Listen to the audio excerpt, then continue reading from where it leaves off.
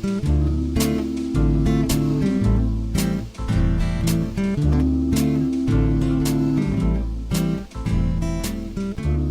I'm Charles Purcell, and this is the log for Friday, July 3rd.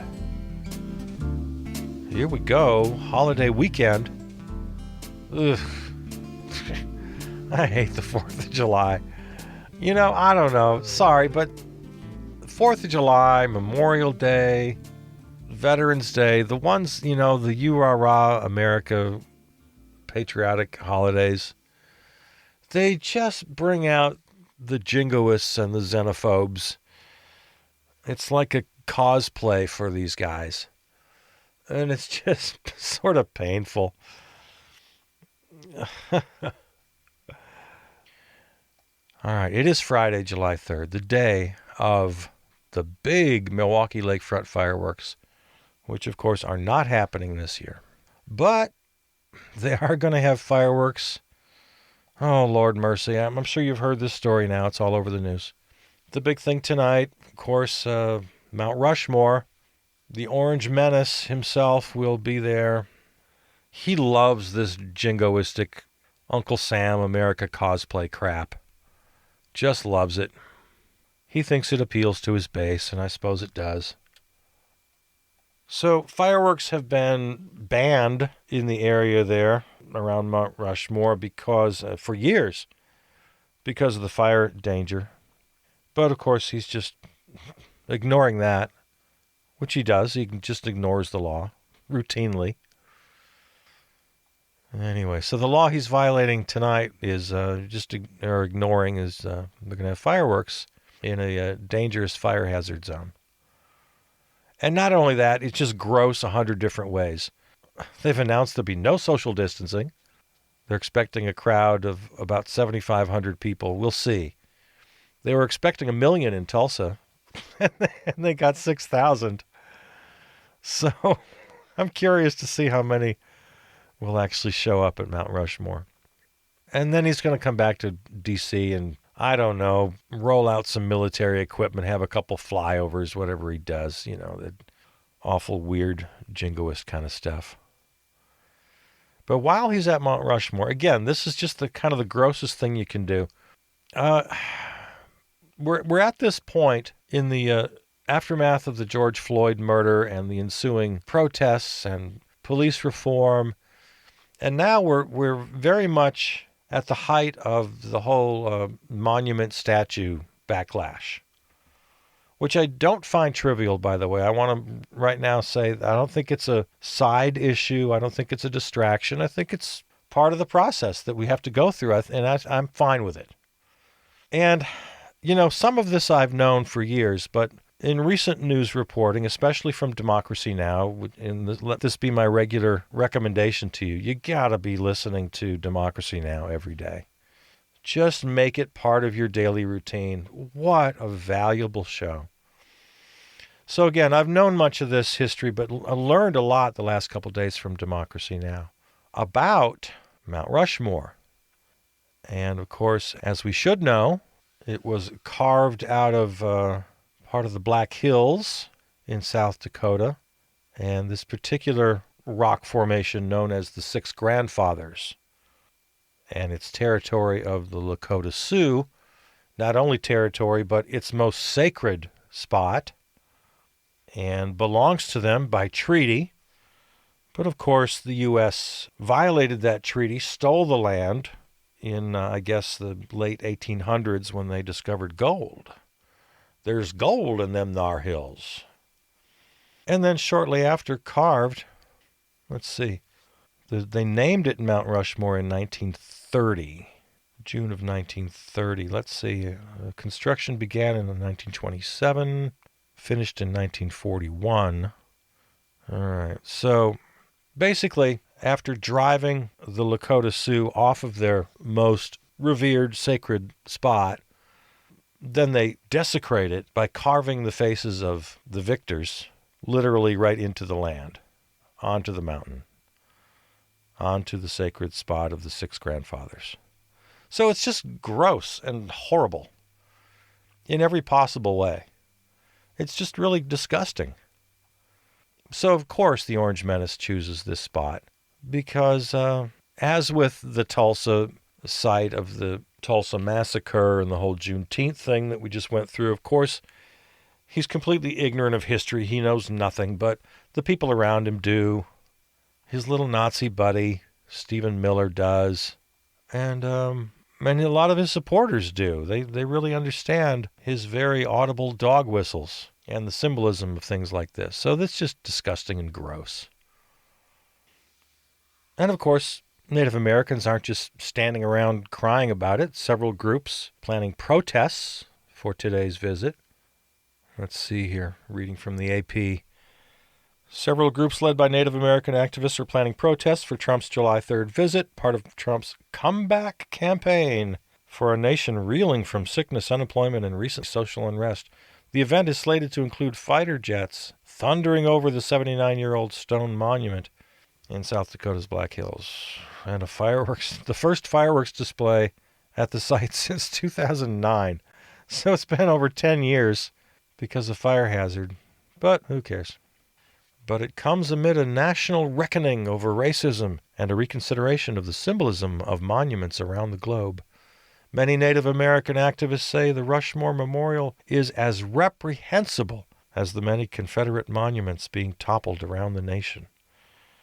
Mount Rushmore is a symbol of white supremacy, of structural racism that's still alive and well in society today, said Nick Tilson, a member of the Oglala Lakota tribe and the president of a local activist organization called NDN Collective.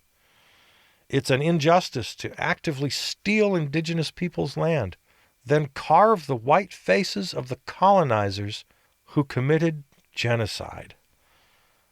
So there's that. And yes, it is right in the midst here, in the context of the whole toppling of statues thing. So I have a suggestion. Here's my little humble suggestion. First of all, I'm all for the toppling of statues. Just bring them all down. Just every damn last one of them. Recognize the ownership of the six grandfathers and that region. Recognize that treaty and let the tribes do what they will with Mount Rushmore. And generally speaking, blanket suggestion here, no more immortalizing of people at all. Can we just make that something that we never ever do again? And I'm saying just a blanket agreement that we never immortalize anyone ever again. We want to remember people, sure, but there's history books and there's art and there are a lot of ways to remember people, to record history. But this official monument kind of thing, cities and states putting up statues in public squares, the naming of buildings, that kind of thing, that kind of official immortalizing needs to just go away forever. Just never again. No wiggle room. It's just asking for trouble. Because when you immortalize a person, it conveys praise, honor, and it's forever. It has this permanent nature that is completely inappropriate. And you're just asking for trouble down the road. Immortalized means, literally, you never die. You live on forever. But you can live on forever in people's minds. And you can earn that status. Fame is one thing. You can immortalize Mickey Mouse just by being so ubiquitous and so popular. No state or city had to put up a statue of Mickey Mouse for us to remember him. We're all going to remember Elvis. There are people we remember in various ways through books, film, music. That's great. And if they become immortal, then good for them. Nobody defined them as immortal. Nobody passed legislations. That's what I'm asking. No more official proclamations, no more legislation declaring someone or something immortal. That just has to entirely go away. Just completely be in the past. So our current statue movement, toppling the statues, I'm all for it. I think it's fantastic. And there's just story after story after story. What's the latest? Let's see. Richmond, Virginia. They're just taking them all down. I guess what's going on there, the mayor and the city council have decided to just take a whole bunch of them down. So it started with protesters just pulling them down like Saddam Hussein. But yeah, Richmond, Virginia. Let's see. Columbus, Wisconsin considers taking down statue of Christopher Columbus. So you're going to rename the town as well? I don't know. Maybe we'll get into that too. Another headline. Statues of George Washington and other heroes are being raised. We should celebrate them. That's a little commentary from, who else? Dr. Benjamin S. Carson, Sr., Secretary of the U.S. Department of Housing and Urban Development. All right, Dr. Ben. Throughout our history, Independence Day has been an important occasion of remembrance for Americans. We reflect on the founding principles of our great nation. We celebrate those who helped fight for the freedoms we defend today, and we honor the heroic sacrifice it took to launch the greatest experiment the world has ever seen. Sadly, the present day feels different. The news is regularly filled with stories of anarchists and angry mobs showing blatant disregard for America's artifacts and historical sites, desecrating these tributes to our long journey toward liberty and justice for all. No, it's quite the opposite, Ben Carson. You call them anarchists and angry mobs. They are 1,000,000 times more patriotic than you are. They are honoring the founding principles of this nation. They are not honoring false gods. They are not honoring fallible human beings.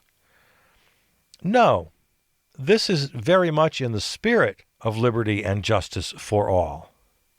By tearing down the statues of slaveholders. Yeah, you're just 100% wrong there, Ben Carson. Oh, then you get the slippery slope argument. Well, if we're going to take down Christopher Columbus, and if we're going to take down Confederate generals, then, well, anybody who owned a slave, all the founding fathers have to come down too.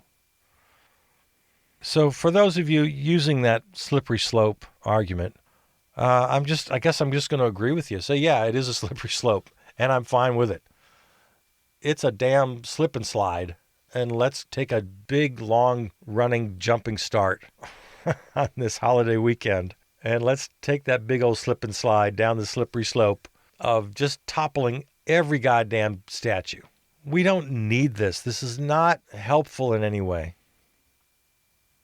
Here's another one. Wisconsin students want removal of Abraham Lincoln statue in Madison. Let's see what this is about. Some University of Wisconsin-Madison students of color want the university to remove one of its most iconic landmarks, a statue of Abraham Lincoln, because of what they see as the former president's anti-indigenous and anti-black history, despite Lincoln's legacy of ending slavery in the United States. Okay. Yeah, again, I'm fine. Take them all down. Put them in museums. Let's understand the context. Let's understand history. To make it official state policy to lionize or sanctify someone is just wrong and creepy and inappropriate. It's taking on kind of a religious role that the state should never have in the first place. Kind of forced religion, basically, is what it is. It's just wrong.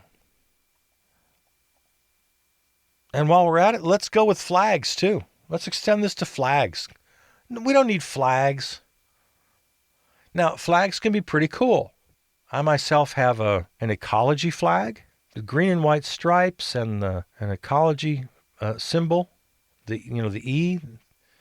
I've got a peace flag. I've got a pride flag. Flags that designers come up with and they express ideas. So that's kind of cool. But to have an official flag that has to be commissioned by the state, and legislators have to vote on this flag. This is our flag. I'm entirely against that. It's just like the statue argument. Of course, the latest flag flack has been Mississippi. Let's see, I'm looking at time.com. Jackson, Mississippi. Mississippi officials held a ceremony Wednesday to retire the former state flag and send it to a history museum. Good, that's where it belongs. A day after Republican Governor Tate Reeves signed a law stripping official status from the last state banner in the U.S. that included the Confederate battle emblem. Yep, we don't need flags, not official ones. The very idea that a government entity would declare something as officially representative to somehow force or coerce or require that citizens honor it, that doesn't strike me at all as the idea of America. The ideals of liberty and justice don't really coincide with that at all. The ideals of liberty and justice are not at all embedded in that kind of notion. So I'm suggesting that we stop officially immortalizing things and people. Oh my God, the military bases. Half of them named after Confederate generals and leaders. That's just insane. They fought against the nation, and then we name military bases after them? How did that ever happen in the first place?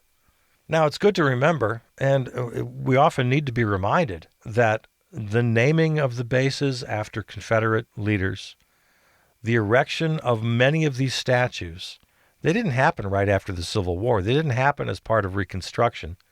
They weren't part of a kind of a Marshall Plan to reunite the North and the South immediately following the Civil War. No.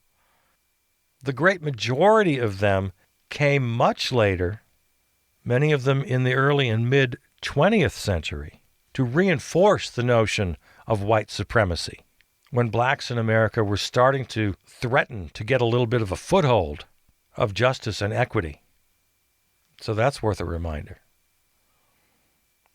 Reading from The Hill, July 1st. President Trump late Tuesday night signaled that he would veto the National Defense Authorization Act if it includes an amendment that would change the names of U.S. military bases that honor Confederate generals and soldiers. He tweeted, "I will veto the Defense Authorization Bill if the Elizabeth Pocahontas Warren, of all people, amendment, which will lead to the renaming, plus other bad things, of Fort Bragg, Fort Robert E. Lee, and many other military bases from which we won 2 world wars, is in the bill." Good Lord. You know, he doesn't write all of his own tweets. You can tell he wrote that one. Because you can remember back in English class when you were a kid, when you would you name the verb, the noun, the conjunction, the whatever, subject, object. How'd you like to try to analyze that sentence? So I don't really have the stomach to talk about Agent Orange too much. Yeah, I'm suggesting today that we get rid of all official immortalizing. No more statues, no more flags, no more buildings. Appalachian State University is removing names from a couple of residence halls. Chancellor Sherry Everts announced last week the university will rename Hoey and Lovell Halls before classes begin in August, so they may echo our commitment to creating an environment that is welcoming, safe, and respectful to our mountaineers and to all those who visit our campus. Yeah, we don't need to name buildings. And not just buildings, but the schools themselves. There are headlines every day on this issue. And again, I don't want to take away at all from the Black Lives Matter protests and the need for real reform, structural reform, the whole defund the police and social and economic equity. I don't think this story diminishes from that. I think it runs very nicely along with it. So I'm in praise of these stories today. Yale president reportedly says school not considering name change despite namesake's ties to slave trade. Elihu Yale. Elihu, E-L-I-H-U. Elihu? This I did not know. Yale was a slave trader and founded Yale University. Not just a slave owner, but a slave trader. I did not know that. I never heard of this guy before. So Yale University, not considering a name change, but ought to. Princeton already has dropped Woodrow Wilson's name from their school. President Woodrow Wilson, avowed infamous racist. School of Public Policy was named after Woodrow Wilson at Princeton. No more. Good. Keep it up. Keep it up. I'm all for it.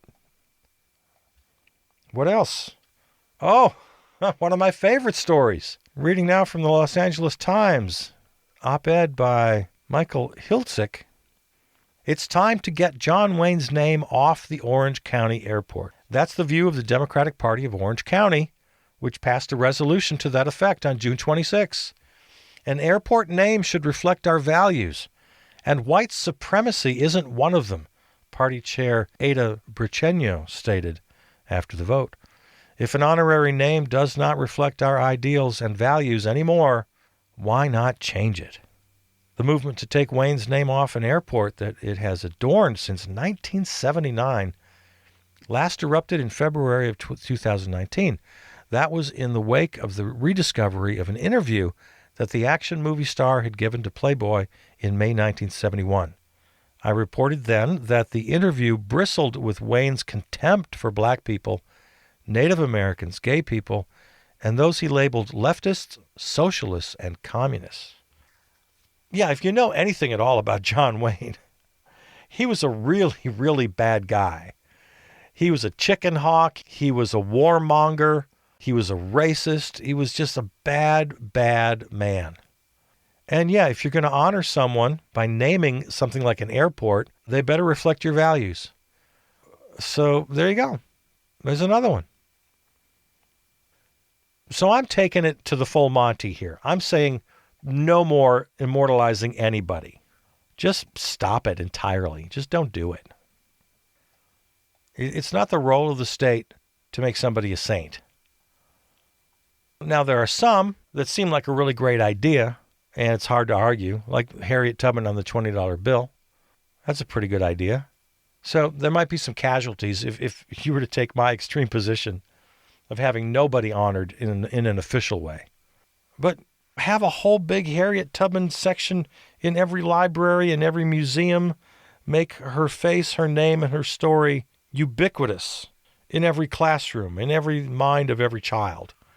There are plenty of ways to honor Harriet Tubman other than putting her on money. And right now our money is nothing but white slaveholders. So get rid of it all. Money, no. Anthems, there's another one. There's a push to change the national anthem. I'm not real optimistic that's going to happen. But yeah, there's a new push. Because, of course, Francis Scott Key was a slave owner, the writer of the national anthem. The anthem itself, I think it's the second or third stanza, has some really horrible racist language in it. Now, there's some dispute about the original meaning. He never wrote an artist statement about what exactly he meant. But the song itself is considered by many to be racist. I've always hated the national anthem just because it's such a warmonger song. The first verse, the verse that we sing at the football games, it's just all about war and killing people. How is this a national anthem? But again, it's just like the statues and like naming buildings. It's this official proclamation of making something sacred. It's just so inappropriate from the get-go. One of the suggestions that was going around was to replace the Star-Spangled Banner with John Lennon's Imagine and make that our national anthem. Oh, but then you can't do that because, of course, John Lennon was a terribly flawed individual. If you read any bios, he was, my goodness, misogynist, beat his wife, smacked his kid around. Now, to his credit, in several interviews, he owned up to it. He even wrote in the song, you remember Getting Better? It's getting better all the time. Let's see the lyric. I used to be cruel to my woman. I beat her and kept her apart from the things that she loved. It's getting better all the time. Yeah. He wrote about it. talked about it, his own journey. But everybody, see, that's the thing. Martin Luther King was a flawed person. Everybody's flawed, some more than others. Now, owning and trading slaves, that's more than a flaw. But you get my point. We got to stop immortalizing people. Just stop it. It shouldn't be an official act. Maybe if you want to put them on a stamp, maybe I'm okay with that. It's temporary. There's only a limited run. You honor them, and then they become collectibles. Maybe I'm okay. I'm okay with stamps.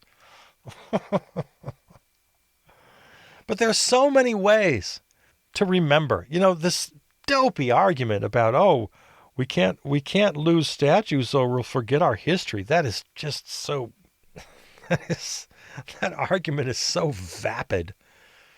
There's so many good ways to remember people. Important people that made important contributions, or infamous people who made horrible contributions. I think we should remember Columbus. Everybody, every student, every school child should learn about Columbus and understand his impact on our history. Absolutely. But does that mean naming cities after him and putting up big statues in the middle of large squares in major cities? No. Fill the history books. Fill the museums. Sure, fine. You know, we get this in the Hall of Fame, right? Ted Williams, greatest baseball player of all time, also the greatest jerk of all time. That's fine. Put him in the Hall of Fame. Just make sure it's clear this is for his contribution to baseball only. This is strictly for the stats. We make no claim to this person's character. It's an easy separation to make. It really is. But erecting statues and naming buildings and bridges and streets and parks, we got to stop doing it. The beautiful thing about museums is that they're living organisms. They grow and they change, and you can change the exhibit. And if and when you get more information, you can add it to the exhibit. You can put everything in context. You can very carefully design how this person is portrayed. And you got a whole panel of experts and historians helping to make these decisions. All right, have I convinced you? This is where we have to go. This is absolutely the right thing to do. I'm very happy about the current movement. For my money, tear them all down. And along with the statues, take away all the honorific namings, whether it be in songs, on money, naming streets, airports, schools, buildings, military bases, flags, whatever, all of it. Tear down all the statues, and let's not make this mistake again. Statues should be the purview of artists and museums. Public art? Sure, love public art. But no more public art that puts the state's stamp of approval on any one individual. That's just screwy.